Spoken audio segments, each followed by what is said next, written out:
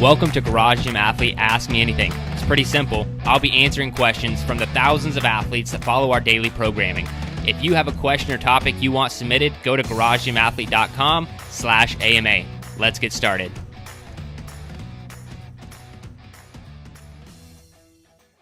All right, ladies and gentlemen, welcome to the Garage Gym Athlete Podcast. Jerred Moon here with Joe Courtney. What's up, Joe?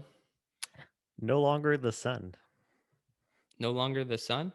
Yeah, where I am, at least. The sun's It's not up anymore. nighttime for you. It's a very bright, shiny day here for me. just getting started. Cool. So we are doing an AMA. If you guys want to submit that AMA, just going to keep saying it over and over again. garagegymathlete.com/AMA. garagegymathlete.com/AMA. Just go. Maybe I'll actually link it in YouTube. That'll be the only place where the link is. Maybe that is where we will hide the link. Yes, you have to go to YouTube to find it. It's a little scavenger hunt. But we love the questions that we're getting. This one's pretty interesting. From Kylan H. He said, Go for it.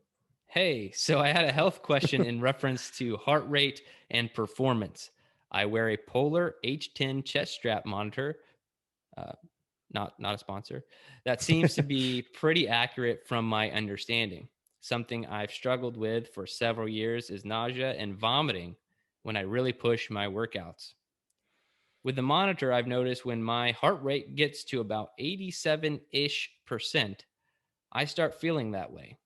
I can normally vomit and get back to work once my heart rate drops and I perform normally again until it hits near the 90% mark. Then it repeats. Do you have any insights or ideas on what could be a cause and or solution?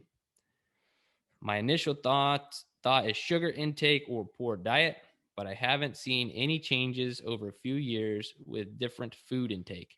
Any insight? I'm eager to perform at the highest level. That's a big one. Sounds serious. Yeah, that would definitely stink up some workouts.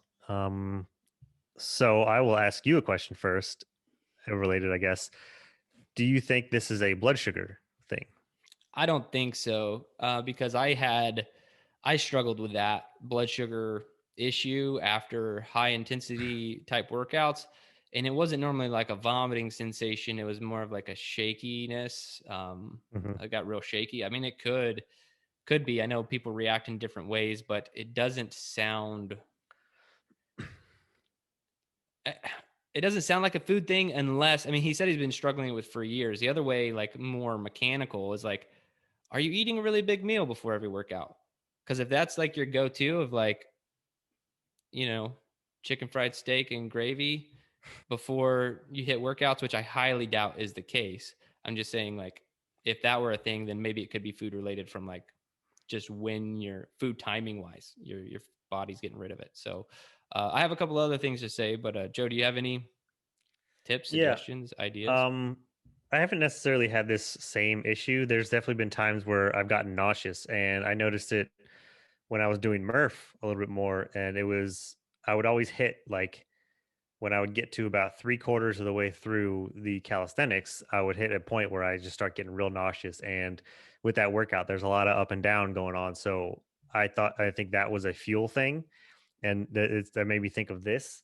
So maybe the fuel might be depleted, but also, which we talked about recently on the Monday podcast, is if it could be water as well. If you're drinking too much water before or during, because some people might think they need to hydrate more and more, but it could just be sloshing things around, and then that's giving more to your body to give up. And I mean, you should be hydrated before you work out, but maybe leave the water bottle out of workouts if that's something that it's regularly doing, drinking a whole bunch of water.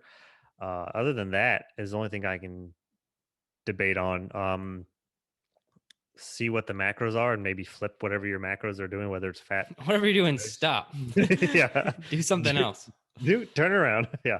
Whether the carbs are fat, just swap them around, see what happens. I mean, I just have to experiment that way. But and then my last and final thought, I'm just taking shots in the dark, I firing from got the two hip. pretty good guesses here, so I'll let you take some more shots in the My dark. last one is because he said, I think he specifically said when he gets heart rate gets up to about 87%, is maybe his max heart rate isn't what you think it is. Maybe he's actually at like 94% or Yeah, something. 87 is still high. Yeah. That's pretty up there. But yeah, that is possible. Okay, two things.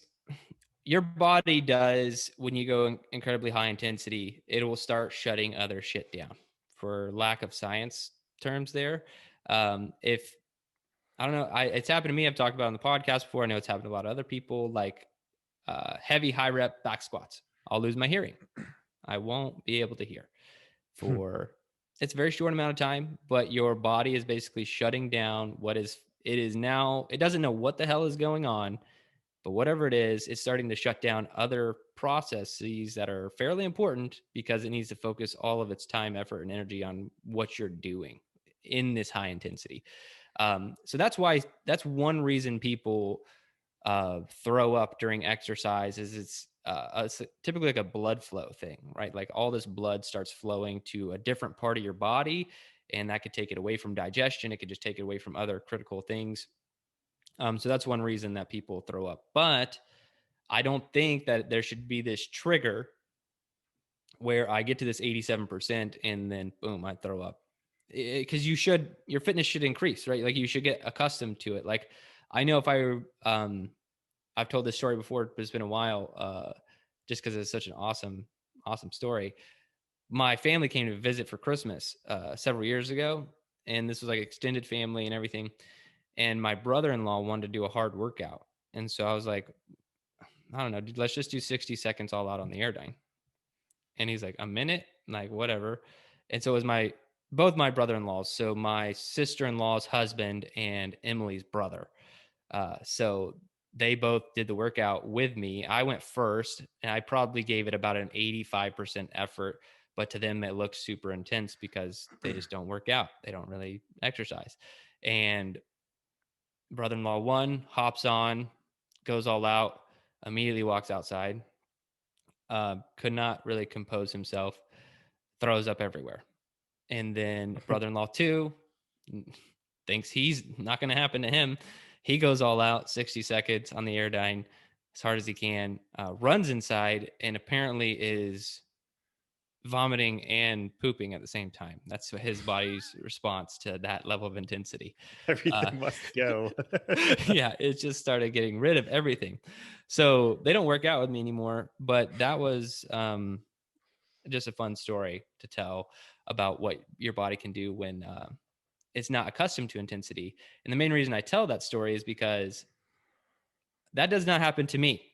And it probably wouldn't happen to a lot of us who've been training for a long time, not because we're superior, but we're just accustomed to seeing it. So if you don't feel like that's you, that's option one. I'm like, maybe you're just not accustomed to the training and you need to ease into the intensity a little bit more. So that's my first option for you. And so what do you need to do? You need to ease into that intensity. Don't do full efforts like long duration at 87, 90%. Like let's just visit it for 20 seconds at a time. 10 seconds here, 20 seconds there. Let's not go 3, 4, 7 minutes into these upper heart rate zones. So that's thing one. Thing two, other option, and I think this is very possible, is lactate. When your body is at lactate threshold, it gets pretty pissed off. This is what causes more advanced athletes, or people who've been training for a while, to throw up. Is you've just reached such a ridiculous lactate threshold. There's so much lactate that your body can't buffer and turn it over as fast. Um, and we could get into energy systems and everything else, but your body can use lactate and reuse lactate for fuel back to like it could use carbohydrates. So it's a pretty cool process. But anyway, if you get too much, your body can't use it anymore. And so you're at lactate threshold. This is normally when things are really crappy. And I would say this is most likely what's happening to you. I think you're hitting lactate threshold and your body has too much lactate and you're throwing up because it can't process or use it all. So how do we get better at that? The answer to that is zone two training. So a lot of zone two training, lower intensity training, big benefit of that is it helps your body buffer lactate better. So that's how doing a lot of zone two helps with this upper and higher intensity. Some people don't see the translation. Like, how's this going to do it? And that's one of the big reasons is it makes your body more efficient at, some of the processes it already has, specifically in this case, lactate. It does a lot of other things too, zone 2 training, but that is what I think. I think it's probably a lactate issue and you need more zone 2 training. Even if that's more zone 2 training than we're programming, like let's get some walks in there. Let's get some more stuff in there. Maybe just throw it into your day or warm up, cool down, something, try and get more zone 2 in there and then ease into the intensity a little bit more. So those are my two guesses at what you have going on. Not a medical professional. And if this keeps going on, maybe you should see a medical doctor. There you go. So disclaimer. Yeah. One last dart throw, and that is I'm just remembering my brother actually has this issue. And I should probably ask him if he's ever figured out what it was, but I don't think he has. But I know that I've worked out with him several times and he vomits, and that's just what happens when he gets to a certain intensity, and then he bounces back. But I also know, connecting dots, that he has acid reflux issues. Mm. So if you have an acid reflux issues and you're getting high intensity or moving around a lot, that could be stirring up some acid. So look into acid reflux remedies and maybe stop taking ibuprofen and NSAIDs and stuff like that, because that can make it worse. So if you're also taking a bunch of that, to where if you have sore joints or something, so you're popping some of those before you go to work out, could be it. Maybe, don't know, but just a thought. There's a lot of guesses between the two of us there. I So think we nailed it somewhere. I Just think gonna you call it a take win. any of those. I just do them all. And I think you'll be better. Yeah. And then if you try all those things from 2 coaches and it doesn't work, you might need to go to a medical professional, honestly. Take up yoga. But they're not going to help you. I'm not going to lie. I mean, you could go see a doctor if you have a cool doctor, but they're just going to be like, it depends on your doctor. If it was the military, it'd be opposite. They'd give you Motrin. Well, yeah. But I feel like if you go to a doctor and you'd be like, hey man, when I like lift my arm up, it hurts. He's like, well, don't lift your arm anymore. Yeah. Get out of here. Don't like, well, I exercise hard want to be anymore. able to lift my arm up. And so I think that's what a doctor who's not into fitness would tell you. They'd be like, okay, so you get to 90% heart rate and you throw up. How about you don't train at 90% heart rate anymore? Problem solved. All right, guys. Well, thank you for checking out the podcast. If you guys do have a question, go to garagegymathlete.com/AMA. Submit your question. If you're listening, 5-star review, positive comment, really helps the show out. And if you are watching us on the YouTube, subscribe to the channel, because we have these awesome AMAs and other videos coming out now on a weekly basis. And give us thumbs up, comment, let us know what you like, don't like. But that's it for this one, guys. Thanks for listening or watching. I hope you enjoyed today's Ask Me Anything episode. So one more time, if you want to submit a question, topic, or idea, you can do so at garagegymathlete.com/AMA. And hey, while you're there, if you haven't already, sign up for Garage Gym Athlete membership. We are the best community and programming on the internet. I dare you to try and prove me wrong.